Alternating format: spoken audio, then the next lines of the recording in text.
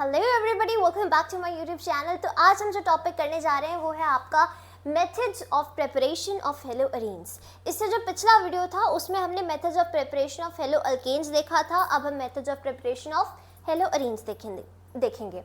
In that video, in the previous video, I told you about a few tactics, you can say mnemonics or tricks, जिसके साथ आप याद रख सकते हो कि कैसे इसका मेथड्स ऑफ प्रिपरेशन में कौन कौन से मेथड्स इन्वॉल्व हैं। ठीक है, वो मैंने आपको कुछ ट्रिक्स बताई थी। एंड सिमिलरली इसके लिए भी मैं आपको कुछ ट्रिक्स बताऊंगी। अगर आपको कोई बेटर ऑप्शन मिलता है to learn this, to memorize this, obviously you can go with that. But coming on to my way of telling you haloarenes. Haloarenes की प्रिपरेशन में आपको देखने हैं लास्ट के दो लेटर्स। ठीक है, लास्ट के दो लेटर्स। इसमें एक लेटर आ रहा है ई, एक लेटर आ रहा है एस। ओके, तो इसके जो मेथड्स ऑफ प्रिपरेशन है वो है electrophilic substitution and other one is Sandmeyer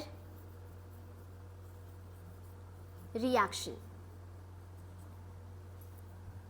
ये दो मेथड्स हैं जिनके साथ आप हेलो अरीन्स को प्रिपेयर कर सकते हो। देखो, आपको इससे बाहर जाने की ज़रूरत नहीं है। मे बी आप कहो कि और भी बहुत सारे मेथड्स हैं, हाँ, अगर आपको याद करने आप करो। But my suggestion to you is कि अगर आप क्लास 12th का बोर्ड देखो तो उसमें just stick to your NCERT. कोई भी इससे बाहर नहीं पूछा जाता है, कुछ भी इससे बाहर नहीं आता है। जितना सिलेबस आपको दिया है उसी को मेमोराइज अच्छे से करो and that's enough, that's more than enough actually. तो ई लेटर से आपका इलेक्ट्रोफिलिक सब्स्टिट्यूशन हो गया, ठीक है, एंड एस से आपका सैंडमेयर रिएक्शन हो गया। तो ये है आपका याद करने का तरीका। लेकिन यहाँ पर अब आप इन दोनों का रिलेशन कैसे याद रखोगे कि एक इलेक्ट्रोफिलिक है और एक सैंडमेयर है, कि ई से क्या था, एस से क्या था, ये भी तो याद रखना है ना। तो देखो, इलेक्ट्रोफिलिक सब्स्टिट्यूशन से आप याद रखो कि किसी को इलेक्ट्रिक शॉक लगा, टचवुड ऐसा नहीं हो, बट सपोज किसी को इलेक्ट्रिक शॉक लगा, तो इलेक्ट्रिक शॉक के केस में आप सबसे पहले सपोज उस पर पानी डाल दो, तो वो तो गलत हो जाएगा ना।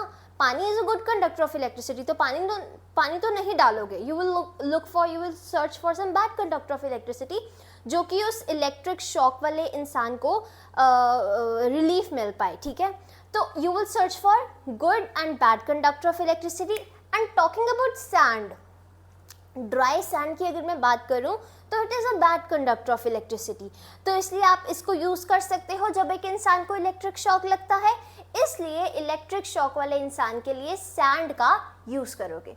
तो इसी से यही ट्रिक है, इसी से आपको याद रखना है कि एक है आपका इलेक्ट्रोफिलिक सब्स्टिट्यूशन और दूसरा है आपका सैंडमेयर रिएक्शन। और ये ई और एस कहाँ से आया? हेलो अरीन्स के लास्ट दो लेटर्स को पिक कर लो। Got it? और इन दोनों का भी आपको रिलेशन समझ में आ गया। आई होप अब आपको भूलेगा नहीं। देखो, ऐसी छोटी छोटी बातें हैं जो आपको याद रखनी पड़ेंगी। अब आप ये कहो कि ये भी हम नहीं याद कर पाएंगे, तो फिर इससे ज़्यादा ही मैं क्या कर सकती हूँ। ठीक है, समझ आ गया? नाउ अब इन दोनों को हम एक्सप्लेनेशन इनको ब्रीफली समझेंगे। जैसे हमने पिछले में बनाया था फ्लो चार्ट, वैसे बनाएंगे। देखो, सबसे पहले तो लिख देते हैं इनको अलग से, by electrophilic substitution of hydrocarbons. ठीक है, हाइड्रोकार्बन्स का इलेक्ट्रोफिलिक सब्स्टिट्यूशन करना है। और दूसरा, इलेक्ट्रिक शॉक लगा तो you will search for good and bad conductor of electricity, और बैड कंडक्टर सैंड आती है तो Sandmeyer reaction. Got it? Now first of all मैं आपको थोड़ा सा रिकॉल करवाना चाहती हूँ कि आपको ये तो याद है ना कि हेलो अरीन्स क्या होता था। हेलो अरीन्स या एराइल हैलाइड्स, मतलब कि कोई भी आपके पास एरोमेटिक रिंग है और उस पर आपका हेलोजन ग्रुप अटैच्ड है। एरोमेटिक रिंग इज कोई भी आपका, सपोज ये बेंजीन जो है वो आपका सिंपलेस्ट एरोमेटिक रिंग आएगा। कोई चीज़ एरोमेटिक है या नहीं है ये आप हकल रूल से पढ़ोगे, उससे आपको पता चलेगा। लिविंग दैट, अभी उस पर मत आओ। अभी आप बस ये याद रखो कि बेंजीन जो है सिंपलेस्ट एरोमेटिक आपका स्ट्रक्चर आता है। इसके साथ साथ अगर आप हेलोजन ग्रुप कोई भी क्लोरीन, ब्रोमीन, फ्लोरीन, आयोडीन कुछ भी अटैच कर दो तो ये हेलो अरीन बन जाता है। हमें एग्जैक्टली ये चीज़ चाहिए। ये चीज़ हम कैसे बनाने वाले हैं? By the use of hydrocarbons. Electrophilic substitution करना है ऑफ हाइड्रोकार्बन। सपोज आपके पास बेंजीन है, ठीक है, मतलब कुछ बेंजीन है आपके पास, बेंजीन के साथ आपको ये क्लोरीन अटैच करना है, तो इसमें क्या ऐड करोगे? इसका तरीका होता है कि ये सबसे पहले Cl2 इसमें डालो, ऑब्वियसली हाँ क्लोरीन ऐड करना है तो क्लोरीन डालोगे, साथ में इसमें आपको डालना होता है फेरस क्लोराइड FeCl3, ठीक है।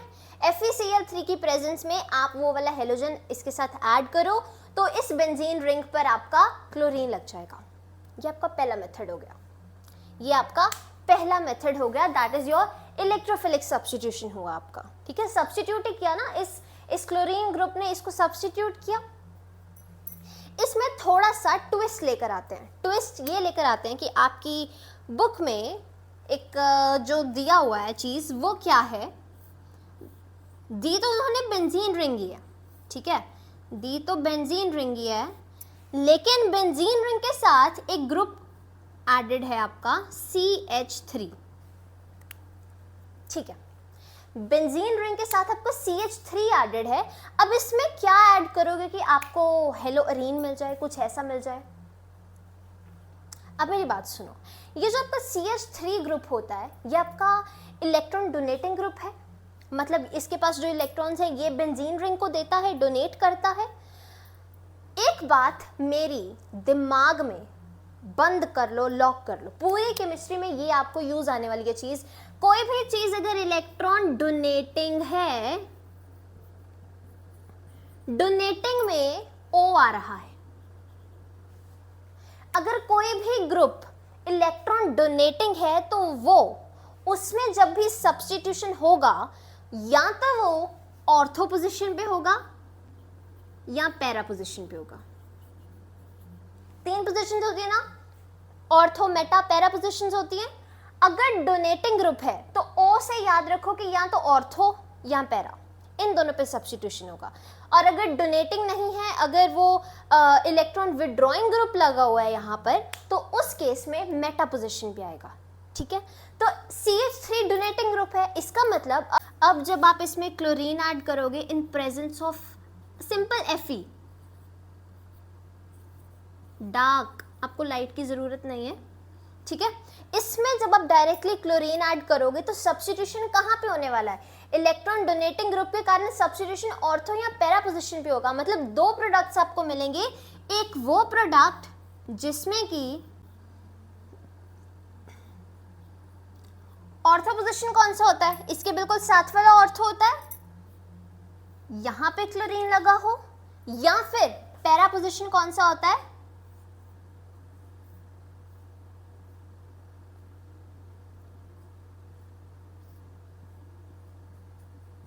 ये ऑर्थो, मेटा, ये पैरा होता है। Got it? बस इतना सा फर्क है जो आपको याद रखना है कि आपको चाहिए हेलोअरीन। देखो पहले ना, जब सपोज आपको आया कि हाँ मेथड्स ऑफ प्रिपरेशन ऑफ हेलोअरीन बताओ, सबसे पहले मन में लाओ फाइनल प्रोडक्ट का पिक्चर कि हेलोअरीन दिखता कैसा है, ऐसा दिखता है। मतलब कि अगर हमारे पास सिर्फ एक बेंजीन रिंग हो स्टार्टिंग में, तो उसमें कुछ एडिशन वगैरह करके हम ये चीज ला सकते हैं। तो बेंजीन रिंग में आपने ऑब्वियसली जो ग्रुप आपको अटैच करना है वो क्लोरीन ऐड किया, उसके साथ ही कैटलिस्ट जो है FeCl3, ये आपको याद रखना है, ठीक है। एक बार मैं आपको रिव्यू दे दूं थोड़ा सा, और थोड़ा सा इसमें एक्सप्लेन करने वाला पार्ट एक और है जो कि बहुत इंपॉर्टेंट है। एक्चुअली वो बहुत इंपॉर्टेंट है, आपके एग्जाम्स में क्वेश्चन आते हैं, बच्चे मोस्टली कंफ्यूज होकर उसमें गलती करते हैं, वो भी अभी मैं आपको बताने वाली हूँ, सो स्किप मत करना, बात ध्यान से सुन लो। एक बार दोबारा बता रही हूँ कि मन में जब आप फाइनल पिक्चर ले आए कि आपका प्रोडक्ट कुछ ऐसा दिखने वाला है, इसका मतलब अगर आपके पास सिंपल बेंजीन है, बेंजीन तो मिलती है आपको, है ना, ऑब्वियसली सिंपल बेंजीन तो अवेलेबल ही है, तो बेंजीन में कुछ ऐसा सा ऐड करने की जरूरत है कि ये क्लोरीन ग्रुप लग जाए, तो ऑब्वियसली क्लोरीन ऐड करोगे। याद क्या रखना है कि कैटलिस्ट कौन सा यूज हुआ था, FeCl3 कैटलिस्ट यूज होगा, क्लोरीन की प्रेजेंस में इसको बेंजीन में डालोगे तो आपको आपका प्रोडक्ट मिल जाएगा। अगर इसमें थोड़ा सा ट्विस्ट कर दें, थोड़ा सा गेम बिगाड़ दें कि इसमें या तो इलेक्ट्रॉन डोनेटिंग ग्रुप लगा हो बेंजीन के साथ, ठीक है, या इसके साथ आपका इलेक्ट्रॉन विड्रॉइंग ग्रुप लगा हो, तो उससे आपको कैसे पता चलेगा कि आपका प्रोडक्ट कैसा बनने वाला है? मैंने आपको बताया कि डोनेटिंग में O आता है, तो O का मतलब या तो ऑर्थो पोजीशन पे लगेगा या पैरा पे लगेगा, तो ये डोनेटिंग ग्रुप है, तो क्लोरीन ऐड करके Fe डार्क में लेना है। डार्क में क्यों लेना है अभी बताती हूँ। तो ऑर्थो पे और पैरा पोजीशन पे आपका क्लोरीन लग गया एंड आपको आपका प्रोडक्ट मिल गया। चाहिए क्या था आपको? हेलोरीन चाहिए था ना, हेलोरीन ही है, हेलोजन लगा हुआ है आपका, ठीक है। एक आपका एराइल रिंग, एक एरोमेटिक स्ट्रक्चर के साथ आपका हेलोजन लगा है, तो आपके पास हेलोरीन मिल गया। Now you would ask me कि ये डार्क क्यों लिखा, लाइट क्यों नहीं, लाइट में क्यों नहीं कर सकते? मैंने आपको I think last to last video में, या तो हाँ लास्ट टू लास्ट वीडियो में इंट्रोडक्शन पार्ट में मैंने आपको कुछ बताया था कि जो आपका रिएक्शन केमिस्ट्री में देखो, स्पेशली ये ऑर्गेनिक केमिस्ट्री के जो मोस्टली रिएक्शंस आपके आ रहे हैं, जहाँ पे भी आपका लाइट, सनलाइट, एच न्यू, ये सारी चीज़ें, ये सारे वर्ड्स आ रहे हैं रिएक्शन में, वहाँ पर आपका क्या हो जाएगा? Free radical substitution will come into play. मतलब कि जहाँ जितनी तरह के एच है, जितनी तरह के आपके पास एच अवेलेबल है, उतनी तरह के आपके प्रोडक्ट्स बनेंगे। यहाँ पर एच क्या है? मतलब एच एक ही तरह का एच है, CH3, और कोई तो आपको एच नजर नहीं आ रहा है। तो अगर ये आप लाइट में करते ना रिएक्शन, अगर ये रिएक्शन आप लाइट में करते, सपोज यहाँ पर आपका बेंजीन रिंग है, बेंजीन रिंग के साथ आपका CH3 लगा हुआ है, इसके साथ आप Cl2 ऐड कर रहे हो इन प्रेजेंस ऑफ Fe और लाइट, तो आपको पता है प्रोडक्ट क्या बनना था? ऐसे CH2Cl, ये बनना था आपका प्रोडक्ट, वो अलग से Cl नहीं लगना था, क्योंकि मैंने आपको लाइट में बताया है कि लाइट के प्रेजेंस में आपका फ्री रेडिकल सब्स्टिट्यूशन रिएक्शन होता है। Got it? जितनी तरह के H होंगे वहां पर सब्स्टिट्यूशन होता जाएगा। Got it? ये काफी एक्सप्लेन करके मैंने आपको बताया हुआ है। तो ये हो गया आपका first method to prepare your haloarenes. Now आप कहोगे कि हाँ आपने क्लोरीन ऐड कर दिया है यहाँ पर, व्हाट इफ यहाँ पर मेरे को ब्रोमीन ऐड करना हो? हाँ तो कोई बात नहीं, ब्रोमीन ऐड करना है तो यहाँ पर Cl2 की जगह Br2 ले लो, है ना, और यहाँ पे ब्रोमीन लग जाएगा आपका। Talking about the cases of iodine and fluorine, देखो फ्लोरीन जो होता है ना बहुत ज़्यादा रिएक्टिव होता है, जिस कारण से वो ये इलेक्ट्रोफिलिक सब्स्टिट्यूशन रिएक्शन अंडरगो ही नहीं करता, वो ऐसा प्रोडक्ट बना ही नहीं सकता। मतलब कि फ्लोरो कंपाउंड्स आप इस तरीके से प्रिपेयर कर ही नहीं सकते, तो उसको तो भूल जाओ। रह गया आपका आयोडीन।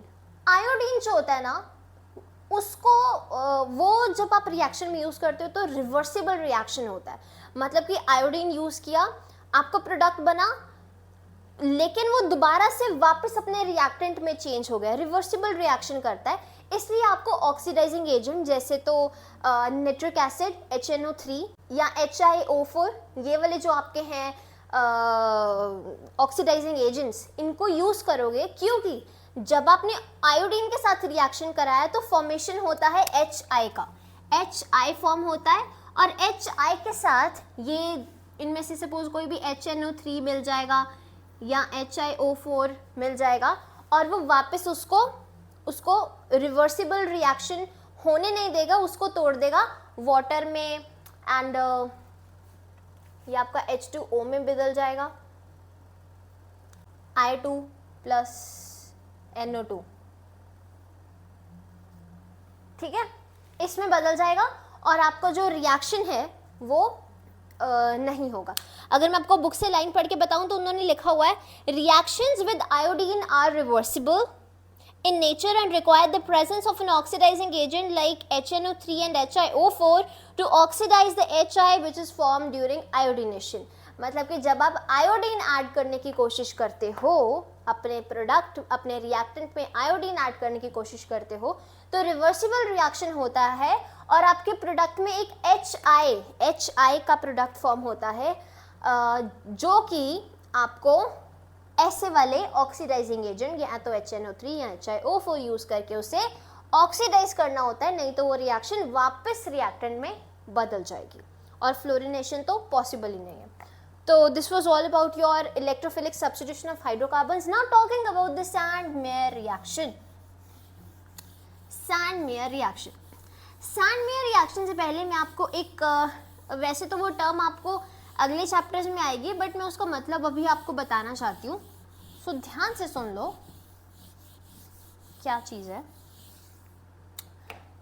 प्राइमरी एरोमेटिक अमीन, प्राइमरी एरोमेटिक अमीन। अमोनिया पता है क्या होता है? अमोनिया का फॉर्मूला NH3 होता है। ये आपका नॉर्मल अमोनिया हो गया। प्राइमरी एरोमेटिक अमीन, अमीन आपका होगा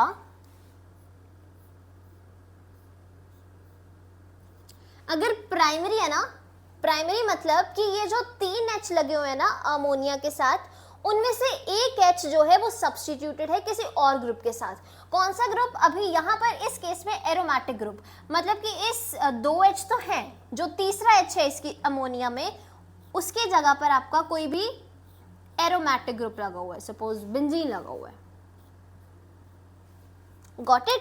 तो ये आपका प्राइमरी एरोमेटिक अमीन हो गया। प्राइमरी का मतलब कि एक H की जगह कोई ग्रुप सब्स्टिट्यूटेड है।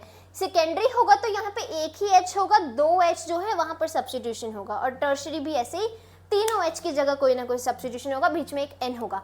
अमीन का मतलब यही होता है कि NH3 में सब्स्टिट्यूशन करते जाओ उसके अकॉर्डिंग कि वो प्राइमरी है, सेकेंडरी है, टर्शरी है। ठीक है।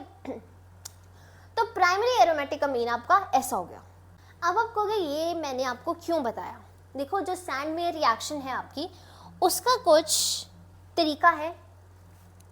वो मतलब सैंडमेयर रिएक्शन जो है वो आपकी कैसे होने वाली है?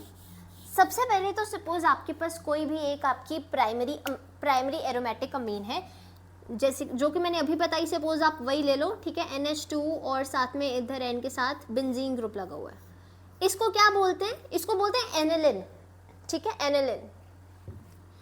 इसको ना जब आप कोई भी मिनरल एसिड, सपोज HCl हो गया है ना, हम HX लिख देते हैं, कोई भी मिनरल एसिड प्लस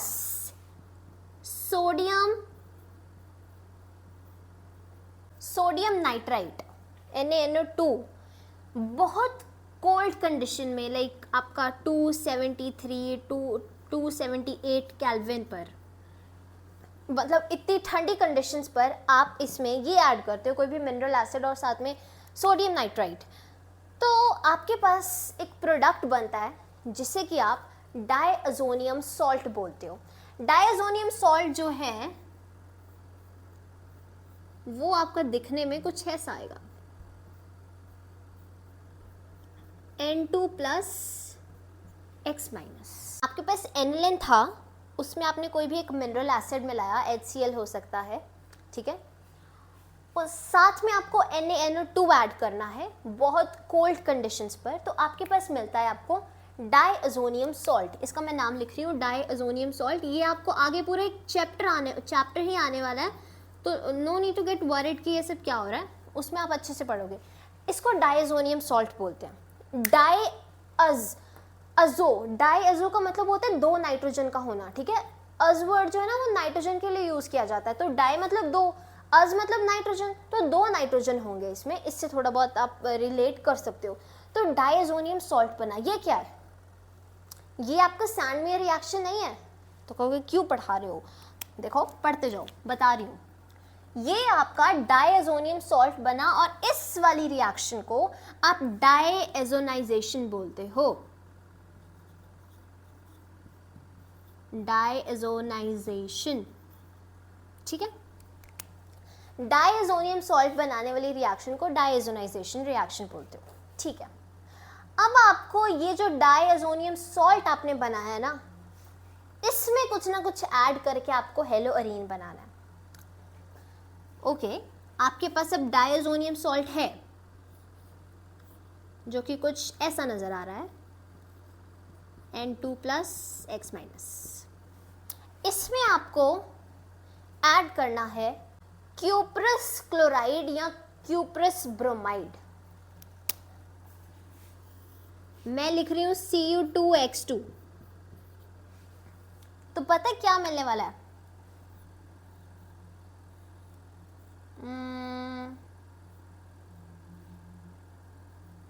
ये प्लस N2।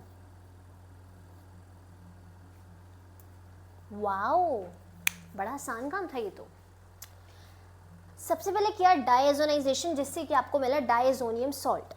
इस डायजोनियम सॉल्ट में आपको क्यूप्रस क्लोराइड या क्यूप्रस ब्रोमाइड, मतलब कि यहाँ X की जगह या तो क्लोरीन हो सकता है या ब्रोमीन हो सकता है। तो अगर आपने क्लोरीन ऐड किया, अब इतना तो आपको समझ आ रहा है ऑब्वियसली, लेकिन कुछ बच्चों को फिर नहीं समझ में आता, तो आई वांट कि उनके लिए क्लियर हो जाए। ये आपके पास N2 प्लस X2 माइनस, इसमें आप सपोज Cu2Cl2 ऐड करते हो। अगर आपने Cu2Cl2 ऐड किया इसमें, तो ये आपका बन जाएगा, यहाँ पे क्लोरीन ग्रुप आ जाएगा, प्लस N2 आपका निकल जाएगी। ठीक है। सिमिलरली अगर यहाँ पे ब्रोमीन होगा, Br2 होगा, तो यहाँ पे ब्रोमीन लग जाएगा। ठीक है, तो आपके पास आपका हेलोरीन आ गया। Got it. अगर आपको यहाँ पर आयोडीन ऐड करना है, देखो आयोडीन और फ्लोरीन का दोनों बार इलेक्ट्रोफिलिक सब्स्टिट्यूशन में भी और सैंडमेयर में अलग अलग ही चक्कर चलता है इनका। ठीक है, अब यहाँ पे आयोडीन ऐड करना है ना। हाँ, एक बात और, इसको डायजोनाइजेशन रिएक्शन बोलते हैं। और ये जब आपने डायजोनियम सॉल्ट में क्यूप्रस क्लोराइड या क्यूप्रस हेलाइड, अगर मैं जनरल बात करूँ तो क्यूप्रस हेलाइड ऐड करते हो तो और आपको हेलोरीन मिलता है, उस वाली रिएक्शन को बोलते हैं सैंडमेयर रिएक्शन।